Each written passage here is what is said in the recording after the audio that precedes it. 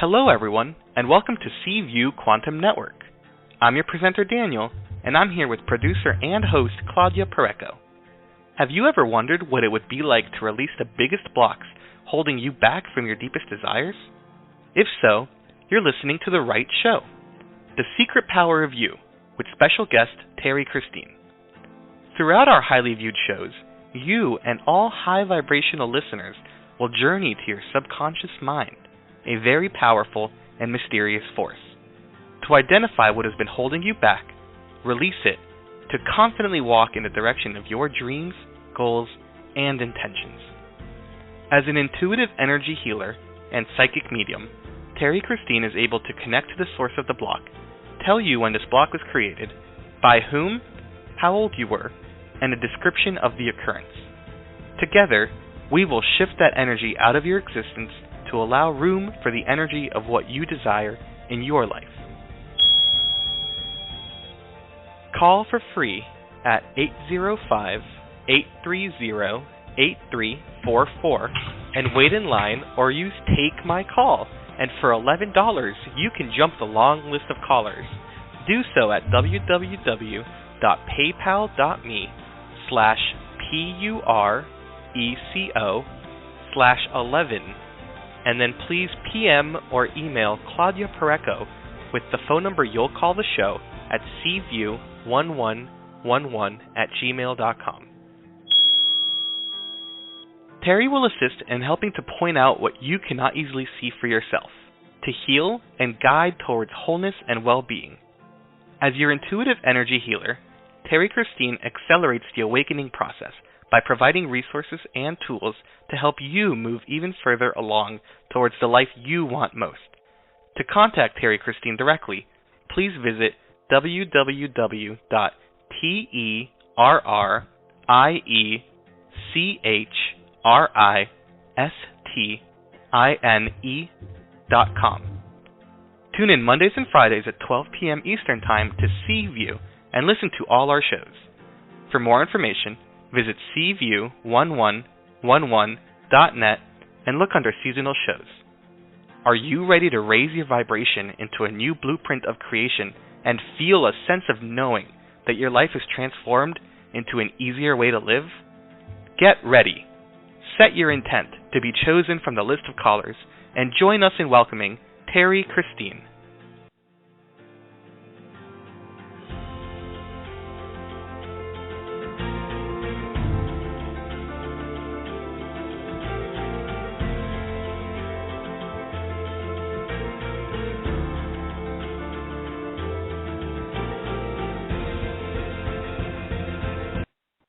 Thank you, Danny, and welcome everybody to Seaview 2023, The Secret Power of You. Today, Cupid is my way, finding love in all the right places. Blessings of love and light to everyone. In this now moment, we invite you to open your heart to Terrie Christine's messages for you. In this time of February 2023, we ask for healing and growth. We walk in faith that this is the end of the challenges. We are in a space for high positive expectations and benevolent change. Destiny is rewarding us with independence to grow financially, restore our power, regenerate our body, and to bring love, the right love, into our lives. Open your hearts to our warrior spirit that has awoken and is returning you back to love. And welcome, Terrie Christine, to see you. I am so happy to have you here. Always excited, always looking forward to what you bring. Awesome. Oh my gosh, I love being here. Claudia, thank you for holding this space. And some of you regulars that are coming back, Mary, thank you so much. Happy New Year to everyone. And I'm so excited to talk about this topic as we were kind of sharing in the back studio part of the show. we were talking about, love, and it doesn't necessarily mean that it's your romantic partner love. I do what's called Power Stream once a month, the first of every month, and it's a live online group energy clearing. And the topics are similar to the topic here. So I did this particular topic on February 1st. And my goodness sake, we dove so deep in it, talking about, so in particular, I literally just finished a client, and that's why I was like, okay, I got to hurry up. And I jumped on here 10 minutes before, and Claudia, I'm like usually, 15 minutes early. But we were talking about how certain things going on in her life, but that she is allowing it.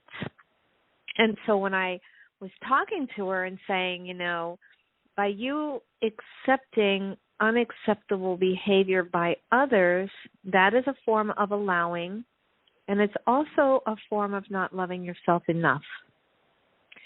And so that way, when you're just accepting unacceptable behavior around you, let's say your partner staying out all night or, doing something that wasn't thinking of you in mind, making decisions without you as your partner, that can make you feel less than, make you feel irritated and angry, make you feel controlled. And then you end up with the back and forth. But the fact is that if there's no clear communication without judgment, and that you're allowing it to happen in a form of the continuance of it, then we are only creating our own demise, and that we're not loving ourselves enough to say, I don't need to suffer like this. I don't need to be irritated and angry like this. And that if this can't shift or change, then I'll have to make some decisions so that it does shift and change.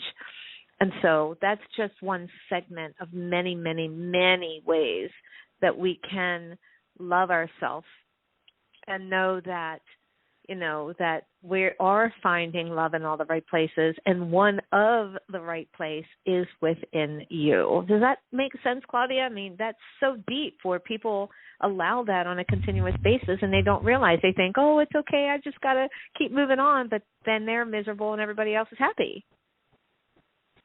Yeah, I hear you. And then you were talking about how much, many times it's this fear of losing, no matter how bad it is, but you are in fear of losing that which you think is the only possibility of love that you have. And so you're holding to that, not knowing that you are allowing all the bad that comes with it. That's right. And what I heard you say when you said of losing, but the opposite end is what we're gaining. We're gaining the fact that we love ourselves enough to know that that's unacceptable, and our heart is not singing when those things are happening around us. Again, around us, not to us. And so there's just these key components. If you really are present and perceptive on how things are around you, then you can shift your mindset pretty easily, but by seeing it differently. Just like I said, it's not to you. So if someone says, why does this keep happening to me? Well, it's an opportunity for you, first off, to reclaim your power, because the power of the emotion. So let's go on that one, the power of the emotion. So if we're living in the fear can be paralyzing, can cause us to be a procrastinator, And then we live in the fear of, oh, what if X, Y, and Z happens, meaning that we are a product of our upbringing, the experiences around us. And so, if you lived in a household where the parents didn't survive their relationship, depending on how old you are or were at the time, you could have a sense of abandonment. And so then that can be triggered into some of the behavior that we have in being able to let go. And that's why some people do accept unacceptable behavior, because of the fear of abandonment. And it's a fear of feeling, not just a tangible thing that you can hold on to like a person. It's the feeling of, oh, my God, I'll never have this again. I've had this love. I'll never get it again. Delete, delete. It doesn't work that way. So what we do is we clear those fears of feeling like you'll never have it, because we have to dive deep into connecting more to your love of you. And then that way, those behaviors around you that aren't fulfilling your soul don't need to be part of your experience. Make sense, Claudia? Yeah, it does. But how do you identify where those blockages are? And I know you're the expert of that. So how can we help ourselves with that? Well, number one, you got to be present. So we have to be present on what people say or what they're saying. So here's an example. Going back to my other client, it's just so powerful, because this is exactly what we were working on right before here, is that, you know, she's married. She, you know, has asked him numerous times, you know, about being in the marriage. Do you want to be in a marriage? And he turns it all around on her, but tells her she's controlling or she's doing something. And I said, but do you hear what he's saying? Because he is actually telling you that because your behavior is this way, he doesn't want to be in the relationship. But the reality is, when I hear her talking to me and I know her energy, I can feel her truth, I know she's not controlling. I know she's not behaving in a way that makes him feel or say, because, well, he's saying it because it's a mirror. It's him saying, it's because he's doing unacceptable things. So what she's wanting is a healthy marriage. And by what she's calmly asking for, and she is with clarity, because she speaks word for word what she said, then I said, that's healthy, that's clear. And she's even asking him, do you want a way out? So she's offering it to him, but then he turns it around. So it's a person and then she'll say, okay, well, he's not saying it. Well, just because he's not saying it word for word that I want out, they can be saying it in between words. So if a person is saying, no, I don't want to get a divorce, or I don't want to break up, but then they turn around and blame you, start fights, you know, just randomly, well, that's a huge red flag. If they disappear, of course, we know that's a red flag. If they don't come home for a certain amount of time, you know, these are common red flags. But then the one is just how they're presenting themselves to you when you know you're not the type of person, you're giving them opportunities. You know for a fact that this is who you are and you're feeling it, but others can make you feel or hear what you're hearing, or you are hearing what they are saying, and then you begin to believe it. Makes you question who you are. But when you know who you are, there's no need to question. So that in itself can help you see right in front of you what is going on. But the doubt creeps in because we want to give the benefit of the doubt to the others, and then before we know it, we think we're crazy or we're the ones who are causing the problem, when we clearly see it all with our eyes that what's happening has nothing to do with us. But it's that tug of war within us because we're hanging on to something, our dream of a romantic partner that supports us and loves us if we're married or in just a relationship, and the dream of wanting to have someone that has our back, who thinks about us when they're not around, who responds to other people in supporting us when we're not around. Oh, wouldn't it be wonderful if we all had that? And I sure hope that there are several people listening that do. But there are many, many, many that don't. And being able to see some of the things, it's a matter of truly communicating how you're feeling without judgment, being calm about it, taking the emotions out. And I know that can be difficult when you're in the middle of an emotional connection with someone. But once you take the emotions out, just like Claudia, if you came to me and asked me about a girlfriend and you didn't understand why she was saying these things, I, stepping in with no emotional connection to it, can see it quite clearly. When you're in it with emotion, strangle holding, pushing, shoving emotionally, all this, energy going back and forth, it can be very difficult when you're in it. That's why it is really important. Quiet your mind, meditate, my friends. It really does work. 15, 20 minutes. Ask for answers, get the clarity, grounding yourself, calming your energy, and then presenting. So even if you're in the middle of a back and forth, you can say, I'm going to stop right here before it gets any further, and I'm going to come back to you in about an hour. Go meditate, ground yourself, walk around the house, walk outside, feel, take the emotion out.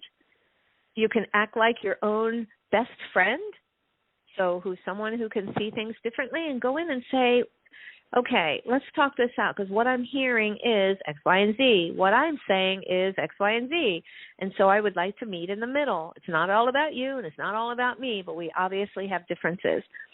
So, and I just heard somebody says that's easier said than done. I just literally heard that in my head. It really isn't, my friends. So if you're already setting up that intent for yourself that it's hard, well, what do you think it's going to be? It really is about being present, really seeing between the words, and you can clearly see actions, and then knowing. I always told all my clients and especially my family recently, is the truth always makes sense. I'm going to repeat that. The truth always makes sense. So if it doesn't make sense, then it's okay to go, and then you can choose to respond then or later, but I would say not much later, because you may be missing the opportunity to be able to communicate through something that is being presented, right? There's a little story. I'm going to tell you this exactly. So, this is exactly what happened. So I ended up, I just got back from going to Egypt. It was an amazing trip. And I sat down. I have a cat, which is my daughter's cat, but she gave her to me. And I said, okay, honey, while I'm away, I want you to watch the cat, because I was going to be gone for 17 days. And I don't even like the cat being away by herself for one day, because she's getting older and they get very finicky. So anyone who has older animals can totally relate. And so I have a doorbell camera for packages, because we all know what's happening out there. And so I can see when people come and go. And so we set it up that she was going to stay at the house, because that's what I wanted. And so as soon as I left, she didn't show up for a couple of days, and I could tell. So I texted her and I said, hey, how's it going? Did you go by the house? She says, yes. So I didn't even respond. I said, well, okay, hope the kitty's doing well, and I let it go. So now the cat hasn't been, nobody's seen the cat for 2 days. So I called a friend of mine and said, run over to my house. Just make sure the cat's okay. Make sure she's fed. Everything's cool. And then I covered, but I waited another day, and she showed up that night. So now we're on the 4th day, and I called her, and I said, look, and this was with patience, and I'm sharing this so that you can understand how this can work. I said, I love you so much, and we had an agreement. However, unfortunately, I do know that what you said didn't come out as what has happened. Now, you see, I didn't say lie. I wasn't blaming. I just said it didn't come out as what has happened. And so I'm not mad, and I wasn't. I'm not mad. I said, but I now want to know what the new arrangement is. So you see how I reclaimed my power, and at first I was irritated, but I wasn't going to throw it on her. I had to take my emotion out, and then I gave it back. Where do we stand now? So that we can communicate on what she wants it to be, but what I wanted it to be and we had agreed on. So what we did agree on was a mutual perfect. It just worked out perfect. But that's how you can see things. You can respond to it differently without it being too aggressive. Take your emotions out. Even though I was mad at first, it did take me like 24 hours, and that's why I gave it a gap. And then approached it to where I wasn't going to get pushed back, and that we could both come to a mutual agreement and still feel loved and supported. So, and I know some people would say, well, what about her? She said she was going to do that. She lied, or you know what? Sometimes people will, for whatever life is, right? We all know life shifts, life changes, life is. And we all are very flexible. Our body's flexible, so our mind, body, spirit needs to be flexible. But we don't have to accept unacceptable behavior. So as I explained it to her, I'm like, it didn't work out the way we had agreed. And so that's how you can get through some of the gaps in where arrangements don't turn out the way they've been agreed upon without it going berserko crazy in your marriages and your relationships and your platonic relationships as well. So does that answer your question, Claudia, about how you can see? Because there was quite a bit of information I threw out there on that. But I just thought, wow, it was a perfect story, too. Yeah, and the good thing is that I can release and replay, because many of the things you have said, they are really, really, really good. And when I re-listen to these episodes, it helps me, reminding me, and then I will listen to whatever else is good for that moment in my time. But yes, many times removing yourself from the situation gives you that pause. And in that example that you gave me, I understood that when you came back with a new agreement, you were in a position of peace and still got what you needed in a peaceful, responsible way from the other person without having to get into the nuances of, you said that you do that, which we all fall into that trap. That's right. And the reason why people can lean into exaggerating a little bit of their truth is the fear of the end result, right? So she was fearful of telling me whatever changed in her life. She couldn't obligate to what she had committed to. But then also what was going down was the cat. So the end result, and then again, taking the emotions, taking the argument, and then knowing that, we can both come to an agreement and both, and so what I set a precedence of is safety. So when I say to many of my clients, I say, you're not safe. And the first thing people think in their head is physical assault. Well, safety can also be communication, can be feeling like you want to be in the same room or environment, not that they're going to attack you, but the emotions and all of that, right? So, but specifically, if she felt that she couldn't tell me for whatever she didn't feel safe enough, what I did is I set the precedence of saying, okay, I'm not angry. We're going to come to a conclusion, and then we're going to, all be happy, including the cat. And now she knows that the next time, if there is, and I'm hoping there won't, but if there is, remember, we can just, life is, that she can feel safe to say, Mom, I know I made this commitment, but I had to change, and this is why, and I'm doing my best, or I have backup, and then now she's taking ownership of her commitment and her responsibility. And so it can be with friends, family, lover, whoever, by being able to say that so that they can get us out of their patterns as well. So it was a win-win for both of us. Wow, thank you. So are we ready to get some of the callers and see how we can help them out? Yes. Okay, so we're going to start going to Keisha, and she's Take My Call user, so she gets 2 questions. Hello. Hi, Keisha. It's Terrie. Hi, Terrie. Hi, how are you? I haven't spoken to you in ever. I know. Welcome back. So what can I do for you, love? Actually, I wanted to ask two questions, but they're very related. I wanted to ask about what can I do personally? Like, what are my guides saying that I can do that makes me feel loved, that makes me feel worthy? I'm just wondering what I can do, like things I can do to help me get that feeling. Mm-hmm. Not to say I don't have it, but just. Yes. So, I love that question because, and when I respond, it's going to be so simple, and you're going to go, "Oh, I've done that," or "Oh, but you have to be in it." And let me tell you the what I'm talking about. So, okay, when you're spending a little time for yourself, dedicating some time for yourself, maybe take a bath or read, commit to reading 5 pages before you go to bed of a book that you're saying that you don't have time to read.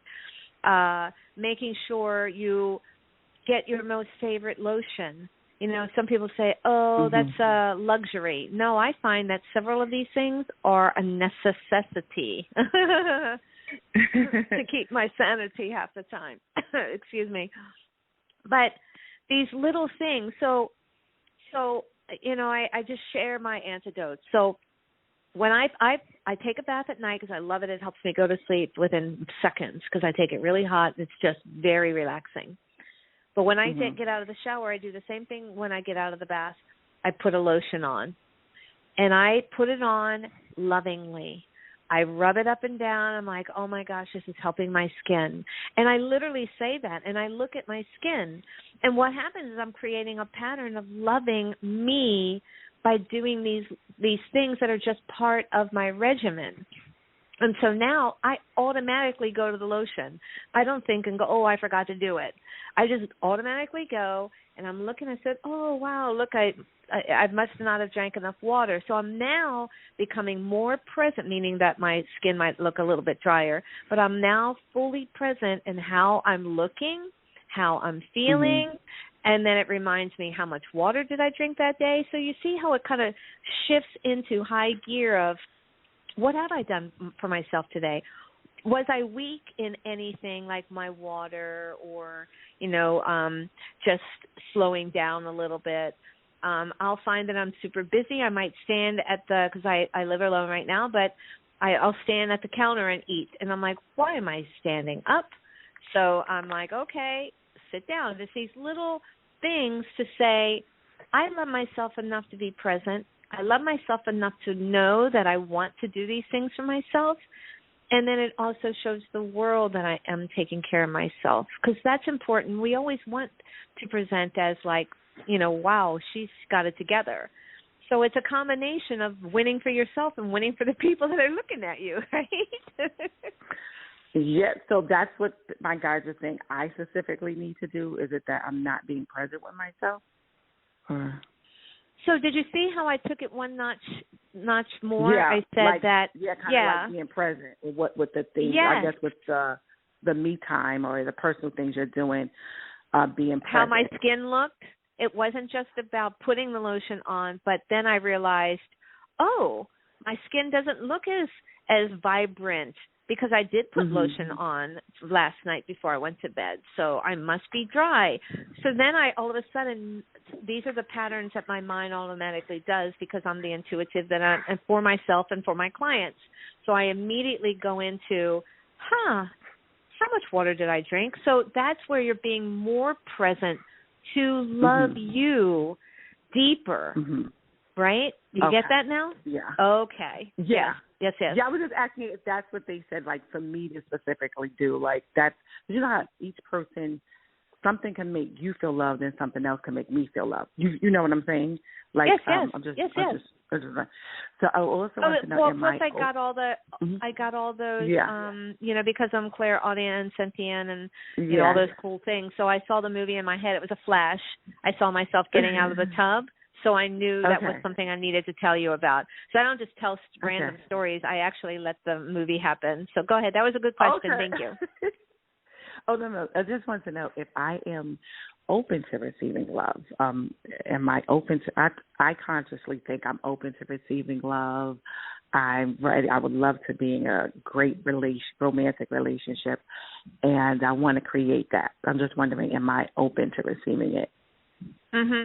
So just as you were saying, am I open to receive, and I saw the L, I saw a ruler right in front of me, and it was right at 80% yes.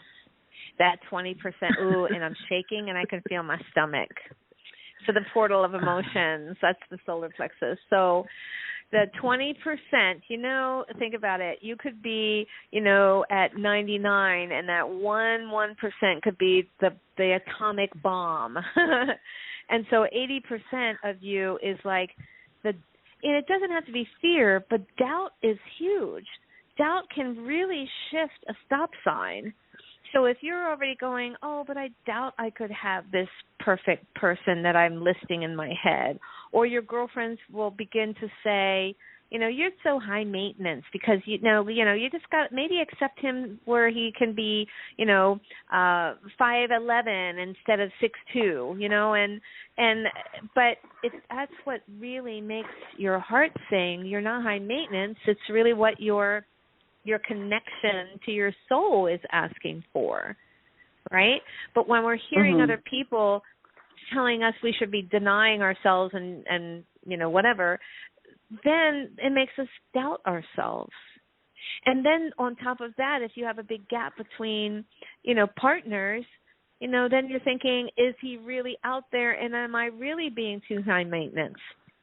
But then you really have to sit back. Yeah, then you really have to sit and think. So here's an example. So let's say your dad in your childhood was very tall. Let's say he was 6'1", and so every time he came to you, when he walked in the door, he was straight up, but then he came down to you and picked you up. So then he created the pattern of safety with very tall people, short little girl, really tall guy. And so that's why a lot of women are attracted to very tall men, because that's what we always looked up to. They were massive when we looked way up there, to them. And so now, are you living in the comfort of what you had in your childhood versus saying, I want something else, but I just don't know what it is? Do you understand what I'm saying? Yeah. So I'm just wondering, what can I say or do okay, so I want to let this fear go. I have no interest in it. I want to be at 100%. How do I just, so if a doubt pops up, or sometimes it's conscious or unconscious, what can I do? Just say how you do, like the delete stuff? I love you. Okay. So, all right. So first off, if the doubt comes in, you have to be, I talk about being present at all times. We have to be, you got to be present in what's in that head. If you start with your, you're out with your girlfriends. Do you go out with your girlfriends a little bit? Sometimes, yes. Mm-hmm. Okay, because that came up twice. So, let's say you're out with a girlfriend. Two of them are hanging around, you and two others. And then all of a sudden they're like, oh, my God, I had this guy, and, oh, I wish I had something like that. And that's a doubt, because, yes, you can have something like that. And then you can just say, now that you said it, stop in mid-sentence. All right, everybody, I'm setting my intent. And be all in. Like, no, he's mine. I got him. I may not see him right now, but he is here. I can see his presence, and make everyone laugh about it. But the fact is, you're doing that childlike energy, which brings forth in a fearless way the things you're trying to create and manifest. Okay? So you've got to be present in what comes out of your mouth and what's in your head. So if you have that tendency, and this is for anybody else that's listening, so your questions are amazing for everybody else as well.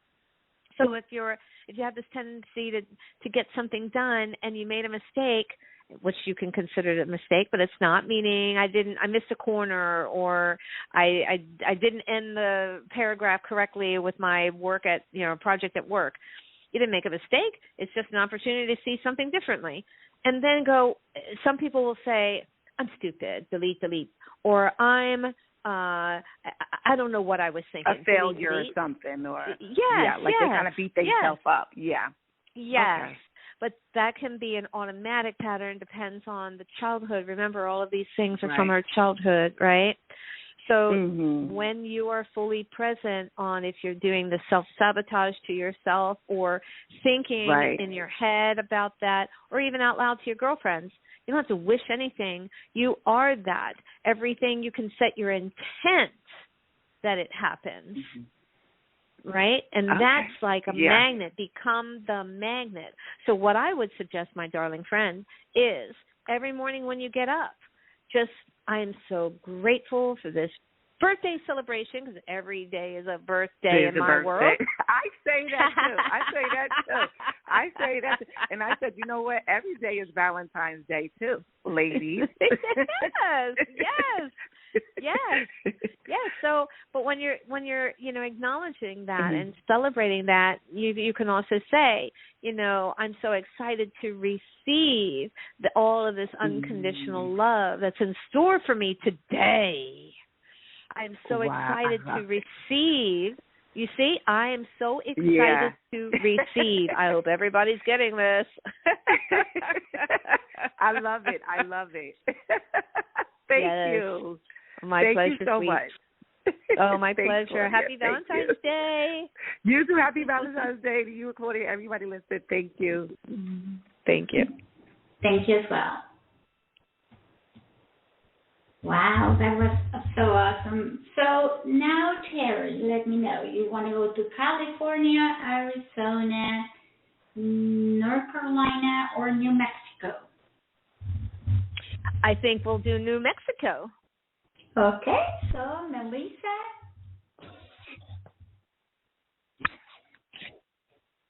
Hello, how are you doing today? Melissa. Hello, how are you? Hi, nice talking to you. Nice talking to you. Big fan of the show. Pleasure. Awesome. How can we help you, love? Yes. Happy Valentine's to you. This is my question, please.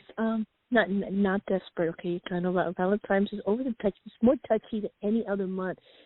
And I'm glad you're doing the Valentine's, because every time it comes, like, instead of me feeling happy, sometimes I feel sad. Why is that? Because, again, I'm not desperate. So, like, the question is, do you ever see, like, down the road, like, it will be, like, a proposal, marriage proposal for me, for I? So I want to talk about some, I'll answer that in one quick second. But as soon as you started talking, I felt like my eyes started getting watery, meaning I wanted to cry. And you said twice, at the very beginning and in the middle, that I'm not desperate. And even saying that makes me sad. So it's telling me that you're really, really way too concerned about how everybody else is perceiving you. Because by you asking that question, never once would I have ever thought you were desperate. I would have thought a simple question wanting an answer. But by saying that twice is telling me now we have to look at you. And if you're feeling very subconsciously uncomfortable about how people are seeing and perceiving you, then you're going to be highly aware of how you're acting, especially around a potential partner. That can scare that person away. Yes, I understand. Yeah. You're right about that. I'm thinking about it. It's amazing how you got that right. Yeah. Well, 17 years of practice, my love. So I feel like I just picked up Dad. And so for several of you that are hearing or following me for the first time, that there are 5 ways to pick up limiting beliefs. The first 2 are mom and dad, or mom and dad-like figures. Could be grandparents or other people that are caregivers, right? The 3rd is God. The 4th is someone else. And the 5th is something else. And usually the first 2 are mom and dad, because usually, and I have to say usually because it's not always true, but usually we have the mom and dad in the 4 walls of our upbringing, and then the patterns within that. I feel like your dad has put a little bit of criticism, either verbally or his actions, to make you feel less than and always apologetic, I just heard. So did you find yourself apologizing for more things than you should have been apologizing for? Yes, I did. Okay. This is all about childhood, so there we are. And so now, if you were finding yourself always apologizing, then bingo, not good enough. So through the apology, we're trying to say, hey, I want to step forward and apologize so that I can show you I am good enough, and then we can move forward. However, when you have a pattern that you're always doing it, then you're always feeling I'm having to apologize even to breathe so I can be good enough for you. And so there is your biggest challenge. You've got quite a few limiting beliefs in your subconscious. So bringing all of this up, everyone always has the possibility of anything in their world. Marriage, 10 children. They have the possibility of all of that. Now, is it the strongest possibility? That's where we have to weigh how many limiting beliefs are in your subconscious based on the end result of where you're wanting to be to get that marriage proposal.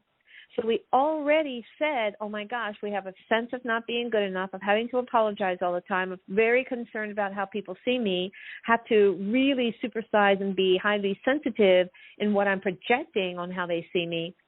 I can say it's going to take you a long time to get a marriage proposal, because we have to get you to the space that I love me for who I am, and I am the magnet to that person who's going to love me for who I am, no matter what. We're going to laugh, we're going to have fun, we're going to have lots of adventures, and there's going to be an instant marriage proposal. But if you're concerned with all those other things that are in your subconscious, conscious space, that's where you're going to have a lot of challenges getting to your end result as quick as you want to be. Does that make sense? Yes. Okay. If I change my pattern, I don't think about it, and I think it's a little bit unfair to the universe that if I don't even think about it, for it to block for me to have an opportunity. Mm-hmm. Well, let's talk what we just said. Remember, we're working in, right now you and I are consciously speaking. We're present and we're hearing. Subconsciously, it's like a memory stick of a computer. You carry a subconscious blueprint of your childhood. So it's not that you have to take and go outside of yourself and blame the universe for not giving you the love that you're wanting. It's you in the blueprint of your childhood and what you felt that you couldn't have, could have, didn't wanted, and now it's like sewn in like a thread. So what we have to do is cut the thread, pull the thread out. But just like the girl right before you, she was asking specific questions on how she could see things to get to 100% of receiving what it is that she truly wanted in her life. And what did we do? We turned it back into her and being more grateful and knowing that she is the magnet to everything and more. Everything. Do you see how I'm speaking? I get shaky and I'm like, I own it. So when you own that stuff, nobody can ever get between you and your end result because you own it. So, but your subconscious, where you don't remember, but it is that thread in you, still remembers. Make sense? Yes. So in your case, we have to dive deeper. So it's about, working with someone who can help you. You can work with me. You can work with a sound healer. You can work with a Reiki master. You can work with, there's so many spiritual modalities to shift energy out there. So but whatever resonates with you. I just create opportunities, and I tell people you have the opportunity to step in. So for you, you choose what resonates for you, but to take it a step further. Because like most people, I'll figure it out. I'll do it. I'll read a book, and 10 years later, they're still saying the same thing. So we have to actively engage in making changes in order for change to happen. Make sense? Yes, ma'am. All right. I feel like that answered your question. And thank you for calling, Melissa. And if she wants to get in touch with you, what's the best way to contact you, Terrie? Oh, I love you, Claudia. You're my best bud. So there's many different ways. But first off, if anyone has the Oprah Winfrey Network on their TV, the OWN network, I am seen on Love and Marriage DC. Yes, I'm the Intuitive Terrie on Love and Marriage DC. So you can find me on season 1 on episode 6 and 8. You can also find me on Instagram, on YouTube. My website is my name, Terrie Christine. Oh, my gosh. You can find me on Amazon because I've written my book, The Secret Power of You. So just Google me, and I've got about 10 pages of various things. But, yes, thank you, Claudia. But, yeah, make sure you check out Love and Marriage DC. Thank you, Terrie. Okay, so now where do you wish to go? We have North Carolina, we have California, and we have the chat room. And what was the last one? The chat room. Oh, the chat room. Oh, yeah, let's do the chat room. We got to give them some love, too. Okay, so the question goes like this. It says, I resigned from my current job this week, and now I have 2 options. And the question is, if I go to company M, I will leave behind very good friends where I found love and acceptance, especially Roland. Or if I come back to that company, I don't have to leave them. Okay.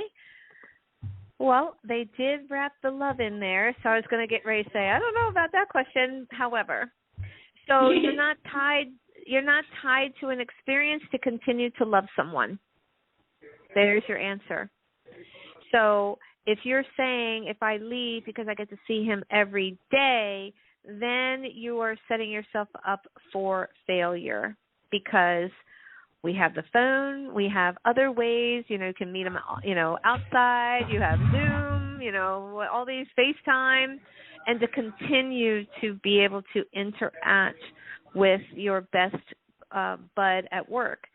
But you cannot allow yourself to become stagnant due to someone else and that connection, you see? So if you're feeling like, you're stagnant in your job and you need to continue to grow, which everyone is put on this planet to expand and grow, you are going to be forced to expand and grow. And so if you're going to work and you're hating the job and you're not liking it, you got to be careful, because you start saying that. Remember, I told the first girl to be present in what you're thinking. And if you're thinking always that I don't like this job, delete, then that job won't like you either. And before you know it, you're terminated or downsized.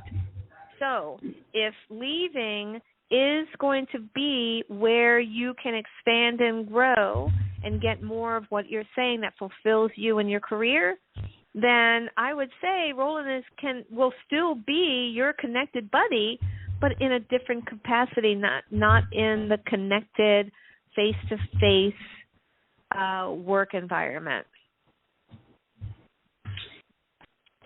And there's always the possibility of more and better wherever she's going, right? Absolutely. As I mentioned, we're here to expand and grow. So when you said always better, I would say always to expand and grow. You're going to find there are going to be experiences that don't feel so pleasant. You have the good, the not so good, and the not so great. But within the not so good and not so great is all the opportunities to see your limiting beliefs, to respond differently, to reclaim your power, to love yourself. But it's just how we respond by pushing back that doesn't allow us to really supersize into that experience, right? So that we can continue to grow. So everywhere you have opportunities, no matter if you stay or you go. But if you are connecting, for this particular participant on the show, she's connecting that if she stays, she's not growing. Well, there's your answer. So, an individual, you always continue a relationship when you're so connected like that, anywhere you live, anywhere you are. I mean, we've heard stories where people have had long-distance relationships, East Coast, West Coast. They do that for years and then eventually marry. So, that's just time and space. That's all. There really isn't any distance with time and space. It's just a matter of how you're perceiving you need to be in front of this person's eyes, and you're setting your own self up for failure. There's a lot of message in what you just said. So, little Terrie, check on that, because she said it right there. Okay, so let's continue. So let's go with California or North Carolina. North Carolina. Okay, Mary, you're here. And Donna, you're next. Hey. Hi, Mary. I love you, baby girl. Welcome back. Oh, I'm so glad I got in to talk to you. I would like for you, if you're willing to tap in, or if you can look and see what's ahead of me coming up, relationship, what's coming up in my future. So I know, because I've talked to you a couple times, I know your voice. It's like my girlfriend next door. That's how close we know each other. So, we still have the husband situation going on, correct? Yeah, he's in hospice now. He's right in the final stage of life. Yes. Right. And I'm so sorry to hear that. I'm so sorry. And we're sending you lots of love and support from all of us here listening. And I know everyone is sending you a big ball of energy. So to get you through the rest of this, right? And so what can happen, you're welcome, sweetie. What can happen is that you're still romantically and emotionally connected to one, because that situation hasn't quite closed its doors, but consciously you're like, where am I going? How am I going? I want to keep moving forward to go.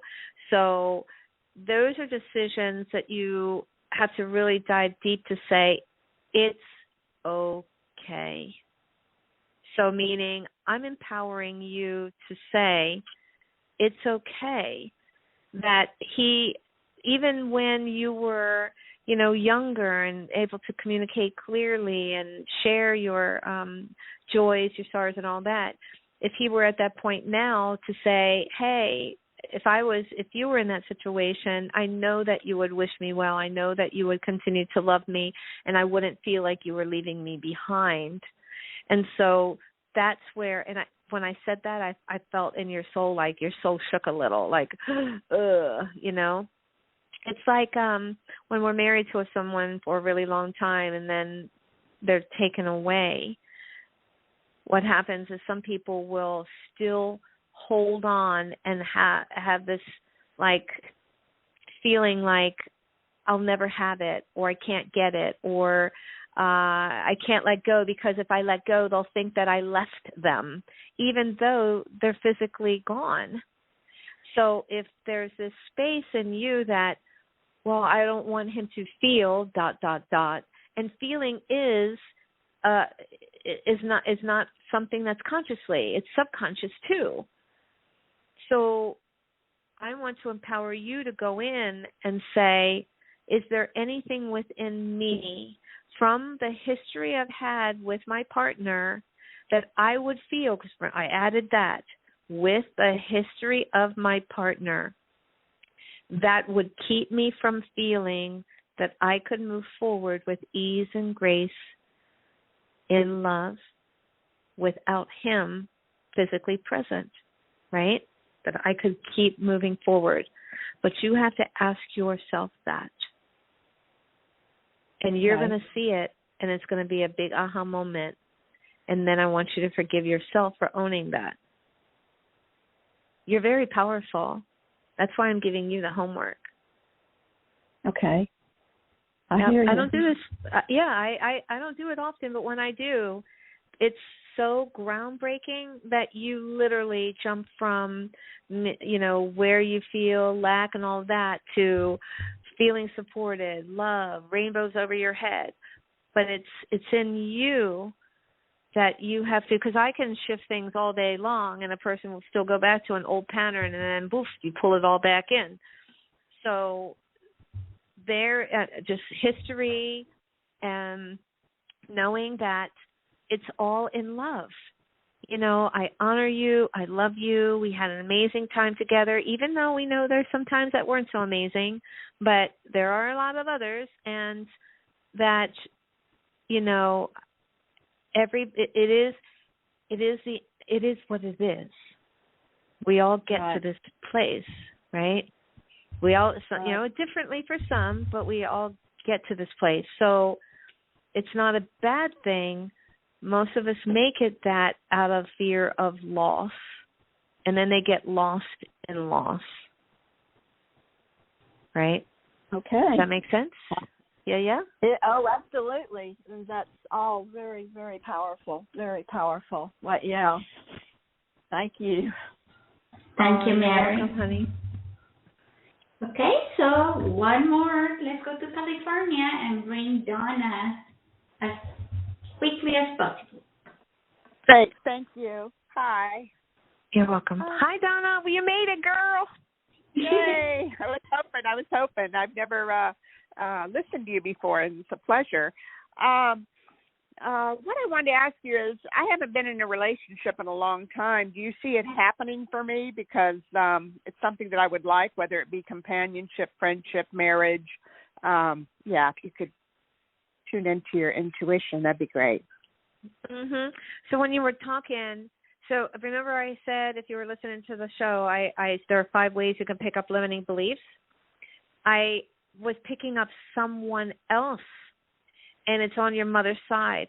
So did Mom have a sister? Now we're talking childhood stuff. So was there an aunt or a neighbor or babysitter that was around you a lot as a caregiver? No. Who was your caregiver when you were little? My mom, basically, yeah. Okay. When your mom needed to have backup, who was the backup? I would help out because she had kids 10, 12, 14 years younger than I. There were 8 of us all together. Oh, that's a lot of kids. All right. So your backup are your sisters and brothers then, right? Yes. There you go. There's the answer. Okay. Because when you said that, I saw someone else and I saw a knife go right into your head. So it's telling me that somebody is definitely trying to control or was doing their best to control you, your mind, your thoughts. So was there one of your siblings, I know I'm on it because I can feel it, I just felt the shakiness. Was there somebody who was controlling? Here's how it could look like. I hear what you're saying, but I would say you should have said this, or you should have wore something else, or you should have, or it could have been, making it sound like what you're saying wasn't good or wasn't proper, or yet it made you doubt, question. I think was that's there my father. one of your? I didn't have a good relationship with him. He was always putting me down. Whatnot. Not your dad. Yeah. It's not your dad. Oh. I would pick up your dad. Oh. It's not your dad. Oh. It's not. I would immediately go right to the dad. It's not your dad. I know it isn't. I can feel it. I know I'm on this. I'm shaking. So did you have an older brother? I had a brother a year older and a sister 2 years older. Okay, sister. Was your sister critical or always telling you, help me with this, help me that, go get your sisters? Was she acting like the mother sometimes? No. Okay. Who was it? Because we're going to dig on this one, girl. There is somebody there. I can feel it, and I know I'm on it. You just don't remember because it was a childhood. Let me get the age. 6. You have an overlap of 6 and 8. 6 and 8. So 8 would have been second grade. 6 it started. 8 is very predominant. 8 is a very pivotal point in children's lives. It's when we start getting opinions about how we dress, what we like, what we don't like, and then taking the things that we hear at school and bringing them home and sharing them at the dining room table. And then all of a sudden people hearing us and they're having conversations with us at the dining room table. So 8 is a very prominent age, and having all those siblings, you can get lost, right? Lost in all the energy, right? Yeah. Yeah. And so now everybody's fighting for what to be heard at the dining room table or to be seen or whatever they want first, right? So did you have a teacher that was critical? Would have been second grade. I don't remember that far back. Sorry. Yeah, that's okay. That's okay. Do you remember where you went to school? Yes. Yeah. Okay. California. Okay, perfect. Did you remember? We could do second, third, fourth grade because it's usually around. Were they multiple teachers or just one that you stayed in the class all day? One. Okay. Do you remember if you changed those teachers every year? I think so. Okay. Do you remember if you found that you were starting to be critical with other people as you were getting? Now, let's bring your age older. That's 9, 10. Do you find that, I know I'm on it, I can feel it, that you were starting to be critical on others, like starting to be a little more selective with your friends, or like I feel critical. I feel critical. And however that looks like in your life. Could be, you could use the word judgmental. You could the words short, abrupt. Maybe more judgmental. I don't think I've ever been abrupt. So judgmental, and that's okay because we all are trained to do that. And then once we realize what we're doing, then we can reel that back in. And then it's just the environment around us that start teaching us that.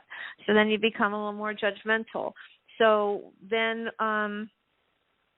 did you find that, and think about it, you have a lot of kids around the house, they're all saying, no, I said this, or I want that, or it should have been done this way. Did you hear a lot of that in the household?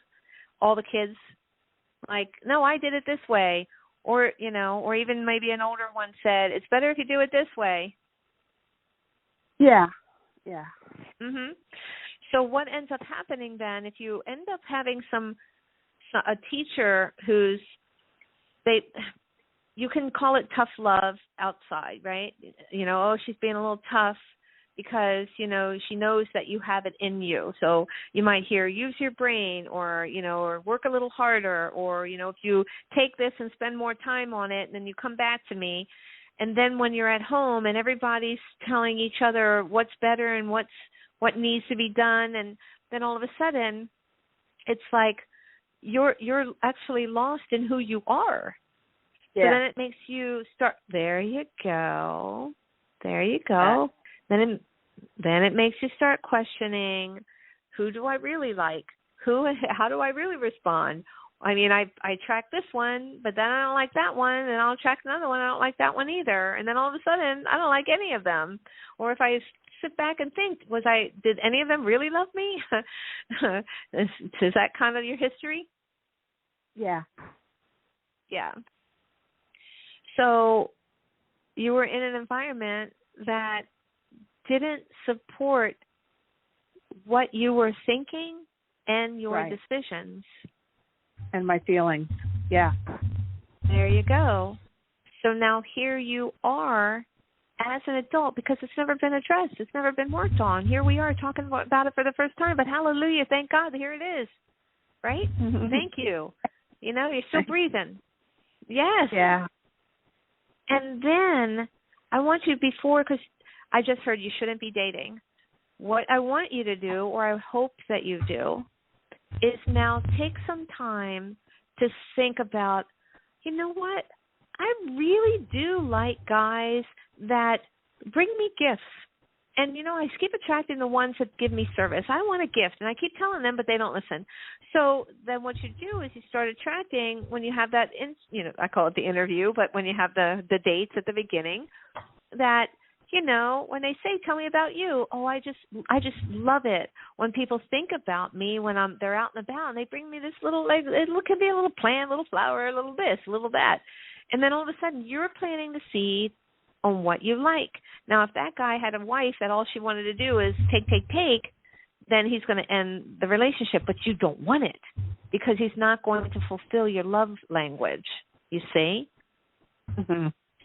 So now it's time for you to really now understand that everybody else was telling you who you should be, and now now, get in your head, get in your body, get in your soul. Don't spend too much time in your head. You want to feel it out, though. And then equalize, meaning, oh, my gosh, all the time I always liked cats, but I never had them. I wonder why. Now I like because they purr, they do this, they do that. And start really knowing that, writing it down. And then when you start getting into relationships, but you have to honor yourself. If you're going to bring in relationships that are the opposite and hope they change, we already know how that goes. Mm-hmm. Yeah, you can magnetize. You just have to know exactly what you want, right? And feel into it. What makes your heart sing? You can't get into the car if you don't know where you're driving. Does that answer your question, babes? Yeah, it really does. Definitely. Wow, you're amazing. Wow. Thank you, Donna. Well, come on back. Come on back and listen to us. Seaview has a lot of amazing people, but I'm here, what do we call this, seasonally. So, yes, thank you for listening and letting me help you. Yes, and so Terrie Christine, she's coming back on May. So put it on your calendars and come back to her. And also look for her at terriechristine.com. She has amazing services, all types of packages. You'll find the right one for you. And Terrie, is there anything else that we want to say before we finish today? Yes. First off, thank you. Thank you, everybody, for being vulnerable. Thank you for being present. You had amazing questions, and I really am honored, very honored, to be able to serve you in every way. And I honor you, too, and happy Valentine's Day, and we'll see you soon, and come back in May, and come to my website, and also Love and Marriage DC. I love you all. And thank you, everybody. Goodbye.